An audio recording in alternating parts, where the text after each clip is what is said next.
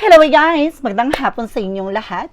I am Chirgas Mama Sigara Channel of Faith Healer, Ozo at our readers. So ngayong hapon na to, tingnan natin ano kayong sabihin sa inyo ng ating mga gabay. So this is a weekly gabay for the month of March 23 hanggang March 29 for the sign of Cancerian. Cancerian, welcome to my channel.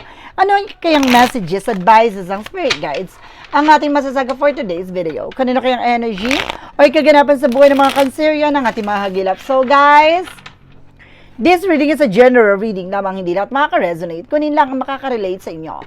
And comment down below kung kaninong energy ang ating nasagot. And of course, don't forget to like and subscribe my channel and click the bell for more videos update. Daragos, maraming salamat po sa mga walang sawang pag-support sa aking channel. Lalo-lalo nang skip ng ads na way pagpalain kayo ng Diyos at may kapal. Siksik, liglig, nag-uumapaw na biyayang manubalik sa inyo. Eto na, no? For the sign of Cancerian, matagal nyo nang hinihintay na lagi nakakalimutan. Pasensya na. Eto na, Cancerian. So let's see and watch this. Angel Spirit, please give me information po. Oh! There's a star card. Now, there's something in healing recovery. Na makaka-recover ka na raw, may pag-asa na makabangon, makaalis ka dyan sa sitwasyon mo. No, may mga bagay dito na maaaring magdala sa iyo ng kagalingan. No, sa lahat ng aspeto. With the time of with the sabotage, some of you guys may sumasabotahe. No, there's a backstabbing, betrayal. No, there's an enemies. No, may kalaban. No, may kumakalaban. And there's an Ace of Pentacles with a big shot and big money coming in. Wow! You have a potential for abundance, malaking pera, malaking salapi. Now, there's a new job, new work, new business ventures. Now, there's a financial opportunities coming in. Ganon. Now, maraming ganap. There's a recruit of ones by confident. Lakas naman loob mo, maging matapang ka. Alisin ang alinlangan at takot mo at pangamba mo.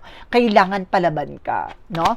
May mga bagay dito ang maaaring magbukas sa iyong isipan sa kamalayan at sitwasyon na maaaring magdala at lakas loob sa iyo na hanapin at maging matapang sa mga susunod na eksena. When there's a Eight of Pentacles, no, just focus and have patience. So, continue what you're doing, being consistent sa ginagawa mo.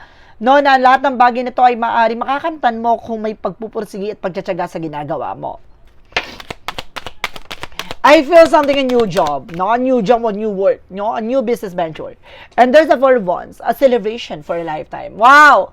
A celebration na magdadala sa ng pag-unlad ng isang relasyon, pagmamahal, pag-ibig. With the Four of Wands, something, a wedding, happiness, surprises coming in. The Four of Wands represent the twin flame and soulmate connection. The Star card represents with the Knight of Cups. There's an offer. Na may offer daw na paparating sa'yo. There's a proposal, promotions coming in. No, ito yung pag-asa. There's a blessing in disguise na maaaring dumating sa'yo. It's romantic proposal, offer, invitations. No, kumbaga hindi mo akalain na madarating to. No, yung parang dati mo lang tong hiniling, dati mo lang tong gusto mangyari. Ito na, mararanasan mo na. What is the Ten of Swords? There is a Ten of Pentacles. Wow! Ten of Swords, sabotage, betrayal. With the Ten of Pentacles, there's an unexpected financial windfall. Mag-ingat ka. Baka lokohin ka. Now, baka may budol dito, guys. May dumating sa budol, ha? Mag-ingat ka. Now, mayroon ditong hypnotize or something budol. Mag-ingat kayo pagdating sa pera. There is an Ace of Pentacles. Ditong nire-represent na malaking pera na to, guys. There is a Page of Swords, being curiosity. Ito yung sinasabi kanina. Maging mabusisi ka. No, maging maalam ka sa lahat ng bagay. Hindi pwedeng sang-ayon, ganito, ganyan. Kailangan mo munang alamin. Diba? Dahil mamaya, ginagangster ka niyan. No, meron din ako results dito with the love scam. No, mag-ingat kayo with the love scam. And there's another one. So, there's something perseverance. So, kailangan mo mag-check resilience. No, kailangan mo magpatuloy sa ginagawa mo. No, lakasan mo ang loob mo, hindi pwedeng mayroong alinlangan, no? Hindi pwedeng mayroong pagdadalawang isip, no? Hindi pwedeng mayroon dito pangamba. So, kailangan mong lakasan ang loob mo na sa lahat ng bagay na darating sa'yo, no? May mga failure man yan, no? Pero hindi yan yung magiging hudyat o hadlang para sumuko ka. Bagkos yan yung magiging daan upang lalo kang lumaban, no? There is an Eight of Pentacles, represent with the Five of Pentacles. No, maaring there's a financial loss, a financial crisis. No, ba may pasensya mo, ganun talaga. No, lahat ng tao nakakaranas ng mga crisis when it comes from finances. But definitely, it's not, kumbaga, It's not regular or something. Hindi yan pang matagalan. There's a temporary, no? Panandalian lang yan. Yung mga paghihirap na yan, no? Kailangan alisin mo yung mga negativity sa utak mo, no? Na ganto ganyan, ano nangyayari nga or ganap sa'yo. Kasi maraming eksena or ganap sa'yo pagdating sa pera eh. Na maraming struggles, maraming bayarin, maraming utang, maraming ganto ganyan. As na puro negative din pumapasok sa utak mo. So, magiging negative yung outcome. So, magiging negative yung mga attract mo. So, wala mangyayari. So, ganun dapat. No, kailangan mong putulin yung mga negativity sa'yo. No, yung negative na tumatakbo. Kumbaga, magpasalamat ka sa mga nangyayari sa buhay mo. No, mahirap man yan, kumbaga, mahirap man yan, masakit man yan. Kailangan mo magtiwala. No, magtiwala at maniwala na kumbaga, kaloob ng Diyos lahat na nangyayari sa buhay mo. Hindi para pasakitin ka, kundi para matauhan, matutuka, na kung ano man yung bagay na naranasan mo, yun yung magbibigay kalakasan sa'yo. Yun sinasabi nila na, kumbaga, hinaharap ka sa mga bagay na ayaw mo mangyari. So, ito na nga yun, no? Binibigay ka o dinadala ka sa mga bagay na iniiwasan mong maganap. So, yung bagay na lagi mo iniiwasan, yun yung bagay na lagi mo makakaharap. There's a justice card. No, there's something in justisya. No, meron ditong justice, karmic justice. There's something, kumbaga karmic relationship. So, just being aware, mag-ingat kayo. No, dahil ang relasyon nyo ay puno ng pagsubok at puno ng mga eksena at ganap. Now, what is additional messages? So, there's a judgment. So, there's something, a wake-up call, caution, babala.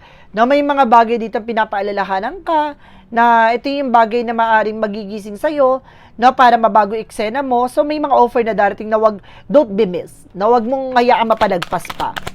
And of course, there's the King of Pentacles. Maging secure ka, na maging practical ka sa kung ano man yung bagay na meron ka, na pag-ingatan mo ito, na wag ka masyado magtitiwala, especially sa mga tao sa paligid mo, kahit ka mag-anak mo pa yan, kaibigan mo pa yan, pag-ingatan mo, ano man yung bagay na pinaghirapan mo. The word, something of trouble, success, accomplishment. So, mayroon dito ako nakikita mag-iibang bansa, aalis ng bansa. Mag-ingat ka kasi para mabubudol ka with an agency. So, mag-ingat ka din, na with a company, i-sure mo, i-secure mo yung sarili mo, just being aware lang. So, kailangan maging mabusisi ka, maalam ka, hindi pwedeng, inofera ka na gato, ganyan, hindi mo alam. Kumbaga, yung perang binigay mo, wala pala magiging kahihinatnan. So, mag-ingat ka, no? Mag-ingat ka sa mga bagay na papasukin mo. Lagi mong titingnan kung legit at totoo by yung company or agency. Okay? Kasi may potential para maging malago ka. Pero syempre, sa pagdadaanan mo na yan, kailangan handa ka. And there's a Nine of Cups. There's something, a wish fulfillment. Bagay na maaaring unti-unti na to pa rin. Unti-unti naman ang makakamta na matagal mo nang inaasam at pinapangarap. No, ito yung lakasan lang talaga ng loob, guys. With the Seven of Swords in reverse, no, bagay na maaaring magbigay ng kalinisan sa sitwasyon mo. Habaan mo yung pasensya mo, wala na may itatago sa eksena na to. Tatanggalin ng mga taong manluloko or sinungaling sa paligid mo. Lahat ng bagay na to magiging transparent sa sayo. No, and of course, there's that Four of Cups. No, just reevaluate or analyze. No, may mga bagay talaga na pag-isipan mabuti. No, may mga part na parang naguguluhan ka sa offer. So, kailangan mo muna i-clarify. No, I feel something a negative dito with the negative sides. Not that because of gayuma. No, mayroon ditong bagay na matagal mo nang, kumbaga, nararanasan. No? So, let's see what is the additional messages. Pagdating sa outcome, there's a Three of Swords. See? There's something a pain, heartbreak. So, mayroon bagay dito na maaaring magbigay sa'yo ng, kumbaga, disappointment, ganon. So, may mga bagay na kailangan mo alisin. No? May mga tao sa paligid mo, there's an evil eye. And there's the Lovers. Magiging masaya ka sa feeling niya. So, kumbaga mayroong ditong relasyon na maaaring magkaroon kayong pang matagalang eksena. Kaligayahan na maaaring, kumbaga pag-sharean nyo, no? Pag-ambagan nyo, no? There is a magician, something manifestation. Manifest mo, kung magiging bansa ka, talis ka, makakaya mo, magagawa mo, na makakalis ka. Pero kailangan, syempre, i-secure mo, na yan ba yan ay totoo, tama, diba? Mamaya merong eksena or parang there's something behind the scenes, gano'n. There's a hidden agenda, so just being aware lang. With the Six of Swords, there's a transition. Unti-unti ka na rin daw makakalis sa hindi maganda sitwasyon. Na mas magiging kalmado na, magiging maayos na. And there's a Seven of Wands by protection. So, kailangan protection at pangalaga mo yung sarili mo dito. So, kailangan mas maging maingat ka, no? Para hindi ka na mabudol at maloko pa, no? Pagdating sa pera, maging wise na. And there's a chart for action movement. May paparating talagang pag-ibig. No, minsan ka na love scam, pero this time maaring darating sa'yo ang pag-ibig na maaring magdala sa'yo, no, na matagal mo nang inaasam. Di ba? So, let's see, what is additional messages? Pagdating naman tayo sa finances and career, love life at kalusugan. So, guys, kung na-miss nyo yung reading ko, at of course, matagal nyo nang hinihintay yung reading ko, please comment down below, no? Para naman ganahan naman ako dyan. Di ba? Mag-comment naman kayo dyan. So, nandito na tayo, guys. Now, pagdating sa finances and career, love life at kalusugan, there's a 10 of cups. Now, there's an happiness. Na pagdating sa finances and career mo, magiging masaya ka na raw. Na magiging maayos ang sitwasyon mo. And of course, there's something a Knight of Wands. So, there's something slow and steady. Na manatiling kalmado, huwag kang aggressive, ganon. And that's like something na confidence. Sa finances mo, kailangan, kumbaga, may lakas loob ka dyan, the way na parang mahinahon ka. Yung parang, kumbaga, alam mo yung ginagawa mo, ganon. Kumbaga, alam mo yung, kumbaga, na alam mo na magbabago ang sitwasyon mo, ganon. Kalmado ka lang, hindi ka hambog, hindi ka mayabang sa part na to, pero alam mo na at the end of the time, yung pagpupursige mo, magtatagumpay ka, ganon. There's an 8 of Wands, so this is something communications. No, and of course, there's a lot of trouble coming in. No, pagdating sa finances and career mo, no, mayroon ka raw trouble dito. It's either magkakaroon ka ng trabaho international, o mayroon ka ditong business trip, ganon. And there's a Page of Wands. So, may magandang balita pagdating sa finances mo, guys. Pasabog, may magandang balita to na maaaring magdala sa'yo ng pag-unlad. May tatawag sa'yo, no? Ngayon linggo ito, maaaring may tumawag o mag-message sa'yo. No? Through video call, through email, ganon. Through number, there's a 2 of swords, there's something decision. Kailangan mo na talaga mag-desisyon. Aalis ka na, makakaalis ka nito, no? Mayroong pag-alis dito, guys. Sa sense ko, makakaalis ka, it's either Europe, or Singapore, at the same time, may sense din kay USA. So, let's see. Additional messages.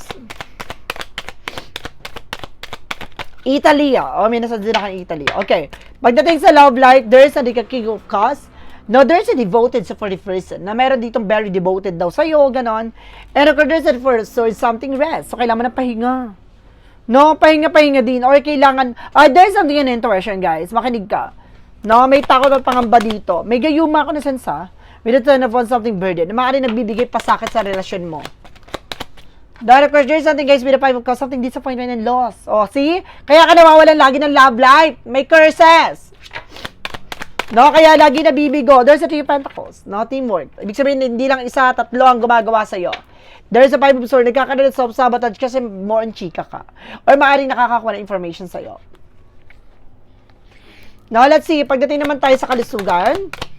So, there's a Knight of Swords, something, a mental activity. So, kailangan, kumaga, ibaling mo yung attention mo sa ibang bagay. No? Kapag nai-stress ka. And there's a Wheel of Fortune, something turning back. So, magiging mag-ayos na ang pakiramdam mo, sitwasyon mo. There's a good luck. No? And there's an Ace of Wands, something in new project. May bagong proyekto at plano daw dito na maaaring magdala sa'yo, no? Ng, kumaga, kaaliwan, no? Parang mababaling ka sa eksena na to, ganyan, para mawala yung stress mo. And there's a Queen of Swords, clear the boundaries and temper something healing. May mga paalala sa'yo dito na kailangan mong putulin, tuldukan, no? Yung mga taong hindi mo dapat pagkatiwalaan. Pagdating sa kalusugan, dahil some of them, guys, no, meron ako na sense dito, with palipad hangin din. No, there is something at 3 of Wands. May mga hinihintay ka resulta, document papers, na maaring ano nito, parang binablock. So, nagkakaroon sa sabotage. Kapag alam mo nga alis ka, mangingibang bansa ka, wag ka nagkukwento muna, ha? Pag nakaalis ka na, pag nakarating ka na doon, saka ka magkwento. Kasi maraming nauud siya, nauudlot.